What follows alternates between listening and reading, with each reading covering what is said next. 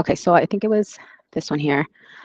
So when we have an HOA, it's when we require for the HOA documents, it's going to be for a condo, Mm. um, sometimes for a PUD if it's depending how the master insurance is set up, um, but mostly for condominiums.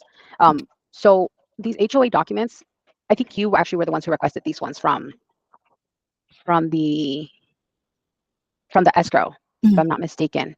But so these particular ones that we have here, um, they are provided from escrow, and the only thing that we need to order on our end, for the most part, will be the master policy or master insurance, and the condo questionnaire, or also known as the HOA cert. So when we have a condominium, we always want to verify the HOA name. So any documents that you see association, in this case, it has the full name, North Park Townhomes Owners Association. It's going to be an HOA document. So anything that it looks like court orders, anything that has budgets, any expenses with the association, it's going to be an HOA document. So these are always going to have the HOA before the title of the document we're looking at. So in this case, it's the bylaws, right? Yeah.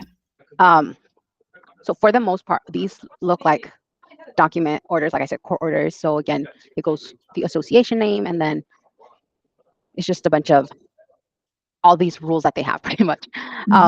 So these aren't really anything that needs to be like very specific. It's just, we just have to look for the HOA names. Again, these documents are going to always be required for a condominium. So if we're purchasing a condominium, these documents are always going to be required. If we're refinancing a condominium, we're only going to need the condo questionnaire and the HOA cert. So I actually have an HOA cert downloaded. This is pretty standard one. There are each lender, each bank has their own. We do have a standard Fannie Mae one, but this is pretty much what the HOA cert looks like. It's a questionnaire that the HOA management or the depending on how big the HOA is, it could be one of their board members or actual third-party company that completes this questionnaire, and they just have to complete the entire questionnaire for us to be able to send over to the lender to be reviewed. Okay. Okay, and then the master insurance.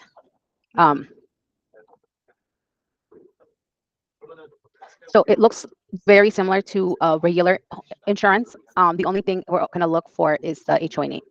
So in this case, the insured is the HOA. And we also have to request to have the loss pay updated to the correct loss pay. In this case, it is Giving Tree Lending, right? So I know, I don't know if you had any issues in naming the insurance. So the insurance, if it's going to be the policy for the HOA, again, we just have to make sure it has a HOA name, and we're always going to put master EOI or master policy, the address, and then the expiration date. We always want to put the expiration date. Okay. Okay. For the EOI, that's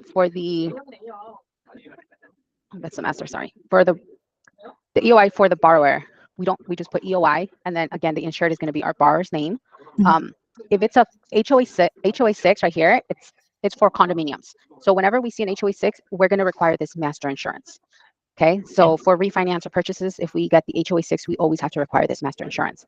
If it's an insurance for a single family home, it's going to be an HO3.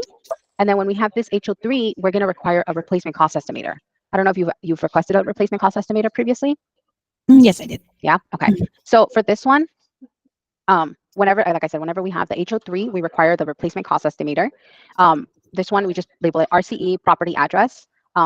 We can put the date that we got it, but it's really, the date on this one doesn't really need to be there. So here, there are several cost estimators. So anywhere you see reconstruction cost or replacement cost, this one, the replacement cost, it's going to be the RCE. Sometimes, as you saw, sometimes we just print out the email. Again, it has the replacement cost. So they're not always going to look the same. Okay. So the other thing I wanted to go over was the settlement statements and the final settlement statement. So okay. The final settlement statement, we're going to request it once it's funded. That's always going to be required, the final settlement statement. So it looks very similar to the estimated settlement statement. The only difference is we're going to see the title here. It's going to be labeled as an FSS, or and then for purchases, we do have to label the buyers and the masters. So the difference between these two is because the master, it has both seller and buyer's purchase or costs. Mhm. Okay.